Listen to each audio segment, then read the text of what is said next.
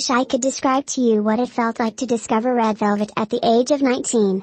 Starting from the era I came into, really bad boy, and working backwards to discover this insane, campy yet bizarrely enough, equally mature world they had managed to build throughout their career up to that point was an experience I can only compare to discovering the story of Luna. I came in perfect time to witness their last original Korean concept before jumping headfirst into an entire series based on the various concepts they've touched on in their career.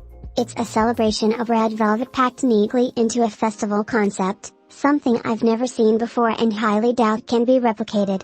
You can say me entering so late in the game gave me the right amount of context and research with fresh eyes to take in the series. Anyone who had known me at the time knew how obsessed I was with the Rev Festival and participated in theories about which direction it would go. Fun fact, I somehow correctly guessed how day 2 was going to be more slow and soulful based on the reference of the Bad Boy Mountains in the first ever promotional logo. This was before I even had a YouTube channel and would just go on and on from my Instagram account. By the time the finale rolled around, I was a bit disappointed, and I've already spoken at length about all the pitfalls of the finale in my eyes in my video about the album.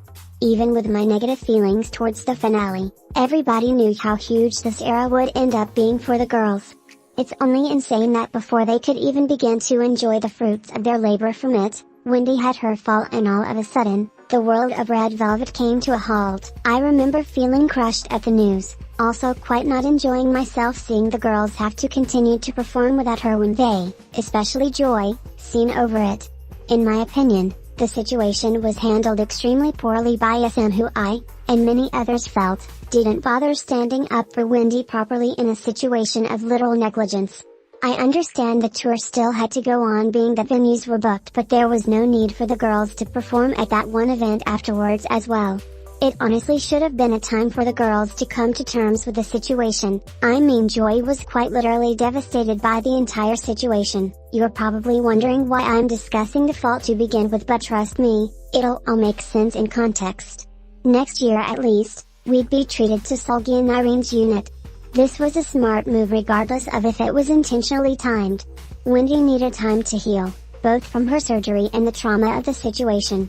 A unit, especially with the two most popular members, would keep Red Velvet's name in spotlight and give them a chance to capitalize on all the popularity they got with Psycho.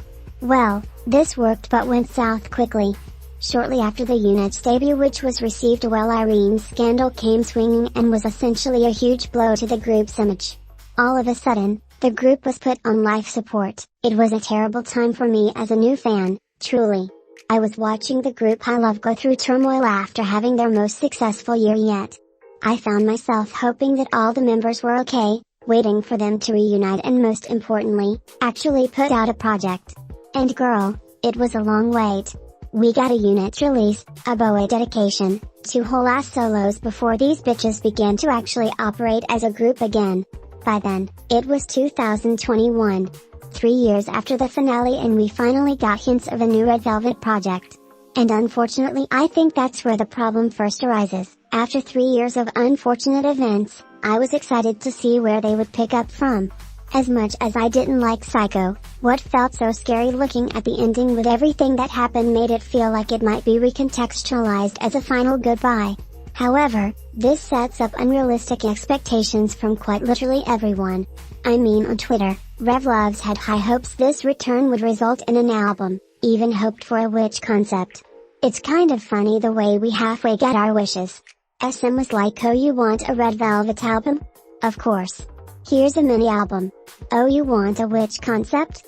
Of course. Here's Fracas Queendom. Queendom is Red Velvet's 6th mini-album, their official grand return after a 3-year hiatus as a full group. It was released at the tail end of summer 2021 on August 16th. The album was meant to reintroduce the group back into the public as the annual Summer Queens. This and many other things are the reasons why Queendom remains the unloved stepchild by me in my Red Velvet Creative Direction series. An issue I have with Queendom is to start, it felt like an inferior version of a concept they just executed, Queen's Archive. For newsstands or anyone who missed it, Queen's Archive was a thrift store dedicated to iconic items worn or seen on Red Velvet throughout their career. Each day their Instagram account would post their old memorabilia for sale, creating a nostalgic watch for fans who recognized each product from each era.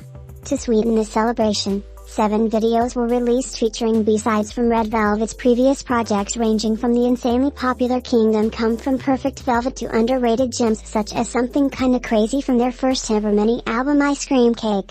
Each video came with a separate concept for each girl. The goal was for Red Velvet to find their true self through the magic of the shop. These videos featured common elements found in other Red Velvet visual works, such as the use of fantasy and magic, Yeri baking, the girls meeting at tables, Sulgi being Agil, and other notable decisions, further making it a nice nod to their career. This 7-year anniversary is simply one of the best projects Red Velvet has put out to this date. I'd argue it's on par for me with the Rev Festival Day 1. It's clever, perfectly executed and fun.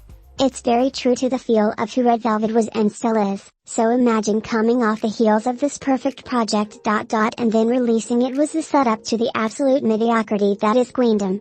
While Queen's archive is clear with its message and intent, I still have no idea what to take away from Queendom. It starts off promising with this larger-than-life concept, with the girls posing in this small fictional set of a town. I love this concept to death. It was mature, classy, yet still playful and cheeky. To me, this felt like seeing Red Velvet in The View as real estate agents, especially because the scheduler was designed to be an open house event. This is extremely unique and I was, needless to say, excited. Then things got weird, once the Homecoming Girls version was released. I thought the girls looked gorgeous, of course, but I couldn't comprehend these two concepts being a part of the same album. Homecoming Girls reminds me of the 80s, it has this sort of teenage kitschy look that I often see associated with that era. It was giving me a very Gucci 2020 AD. I wasn't against that, but to me I thought we were giving real estate queens. It just didn't fit to me. Then came the absolute most bizarre version of the bunch with the carnival concept. Like, how the fuck did we get here? The styling was awful and unflattering on all the members, the setting was dull and I was bored. Honestly, it left me questioning my interpretation of the album by the time it came out, especially with how it sounds. Queendom's music matches with the mature look of the first concept, so why exactly was the other two included? Homecoming Girls can maybe work, but the witch carnival shit that they literally died on the hill on for this area up to the stages is very nonsensical to me. I think there's no better way to describe the hot mess of Queendom's era than the styling for the stages that jarringly switched day to day from Victorian-inspired witch attire to, once again, this very girly teenage preppy look. Like, this shit was riddled with inconsistencies for me, so sadly I've never vibed with Queendom's art direction. It just didn't make much sense to me, and it felt like the decisions for the album was with the intent to make Red Velvet the most palatable version of themselves for the general public. Now I understand this, okay. They had just come off of a huge hiatus that included a scandal from essentially the face of the group. Had they gone too experimental and bizarre, it could have been a nightmare to regain their popularity in the general audience's opinion. But I don't think this had to be as sterile as they made it. Personally, here's the route I would have gone. I think the first mistake came not just following through with Queen's Archives concept, as it made the most sense and was the most sensible progression given that Red Velvet had just finalized the Rev Festival series. Now, according to the carnival concept snuck in here, it seems like it was maybe always in the works to revive the Rev Festival. If that was the case, why even attempt to do a separate concept at that point? It would have been nice to see another body of work from them that's self-referential. Especially because in prior Rev Festival concepts, the comebacks were still new additions and not actual retellings of their older work, instead of this nonsensical idea of Queendom being a shop in which Red Velvet, as witches, find lost items by humans and return them back. Literally just make the concept be the girls returning back to Queen's Mystic store to reopen it after being away for years.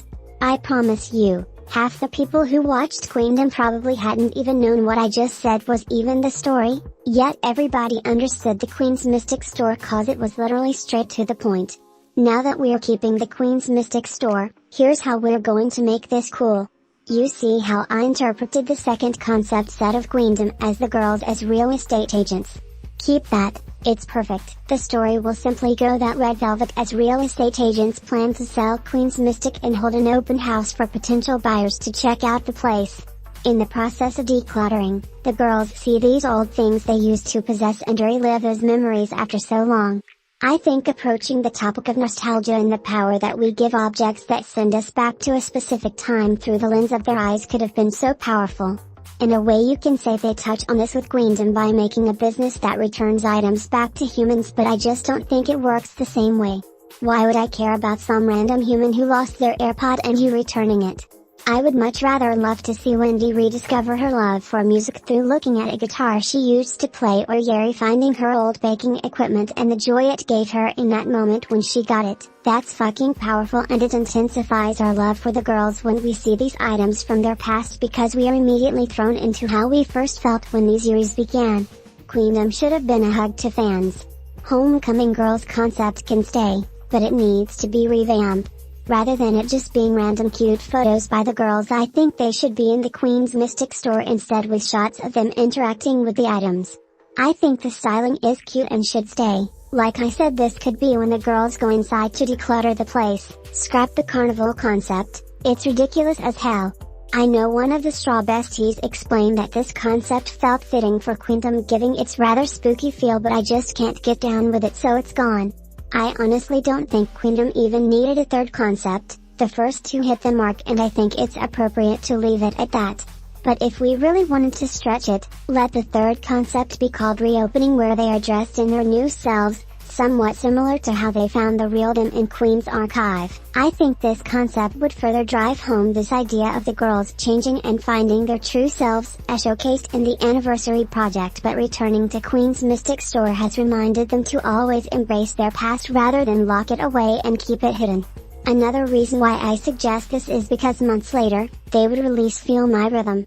In the first concept photo for that comeback released, it featured a sign that read, "I regret nothing in my life. My past was full of hurt. I still look back and smile. I made me who I am now." That message is not only a beautiful one, but one that Red Velvet can directly relate to. I would love to see that reflected with this concept set. Doing all of this will now successfully connect Queendom to the rest of the Red Velvet albums, even the future ones.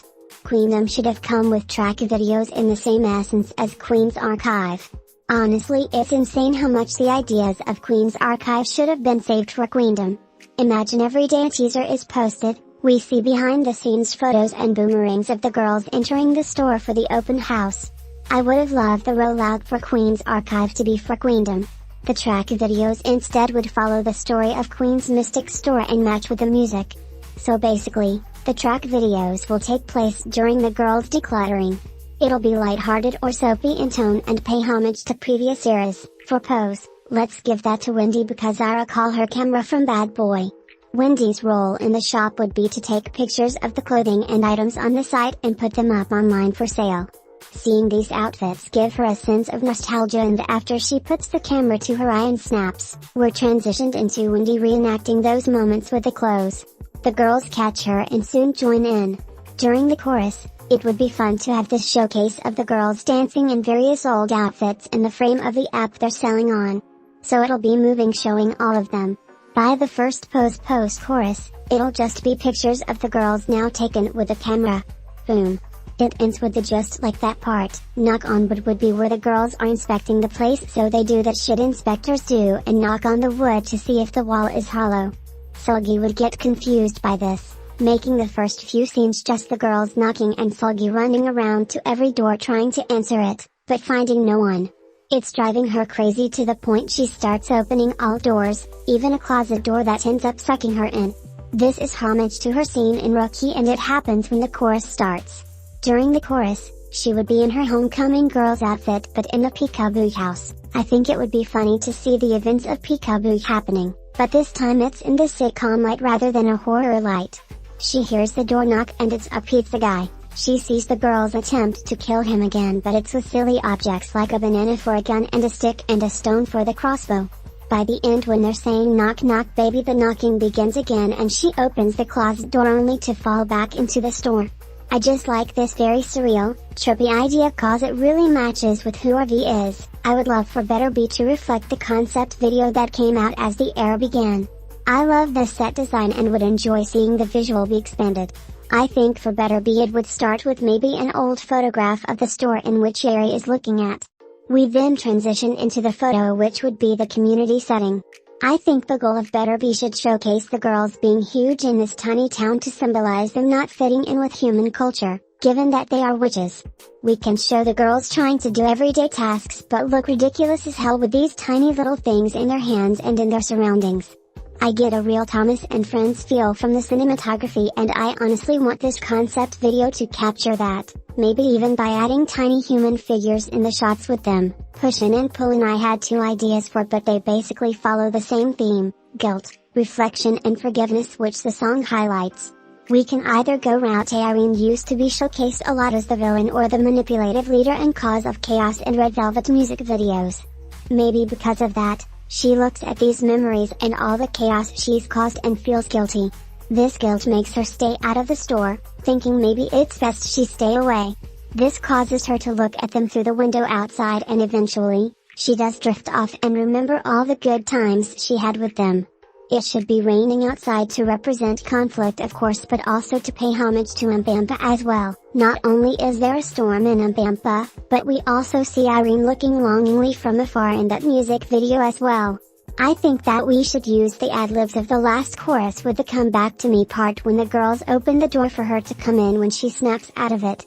Opening the door is symbolism for them welcoming her back with open arms no matter what. If this could be a little too personal, given Irene's scandal, we can go route B.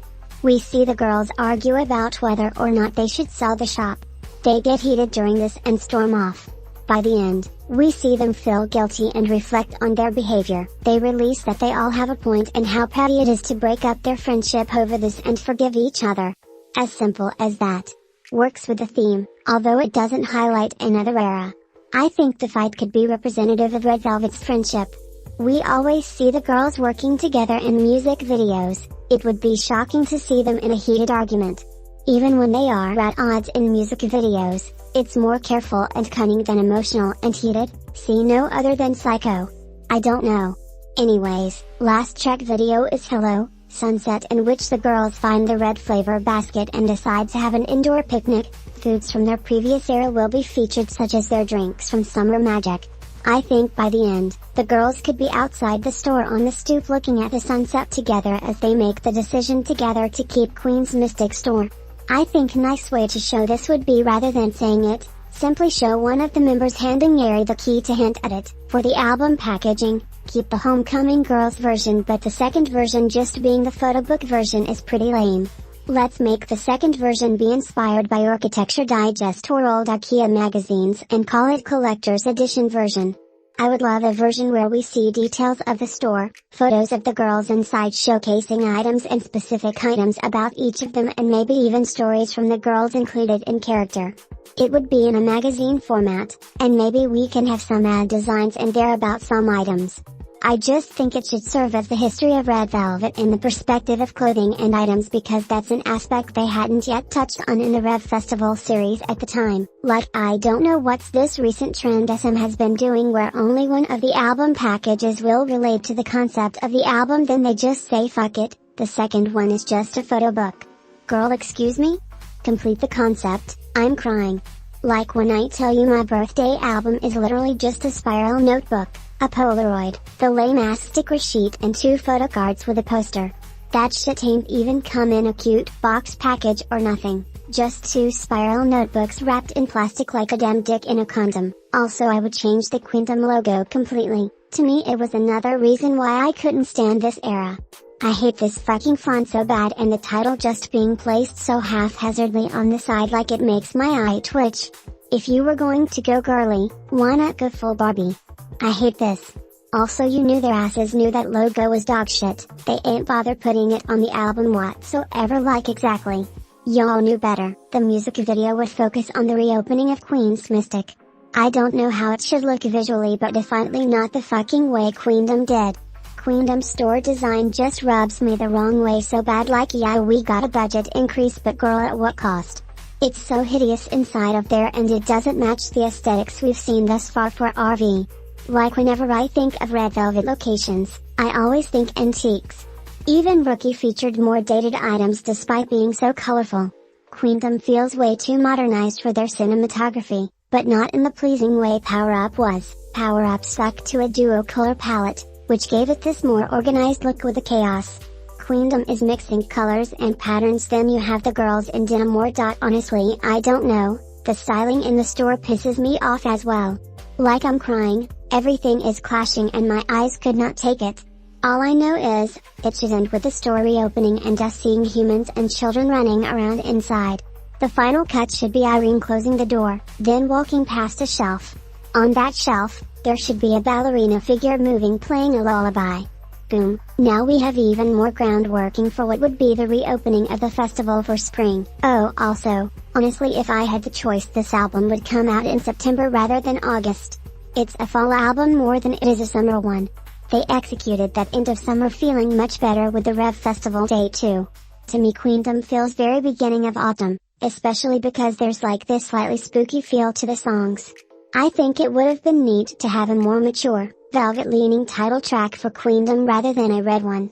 It just fits everything better, and while their previous Velvet concepts have featured horror elements, I feel like Automatic and One of Those Nights shows that they can also do a different style for their Velvet side. Like very few of these times, I can't compromise with other visions, but I don't give a fuck what anybody say this time.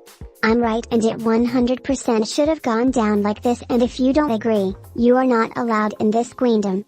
This Queendom is an echo chamber. Shut the hell up.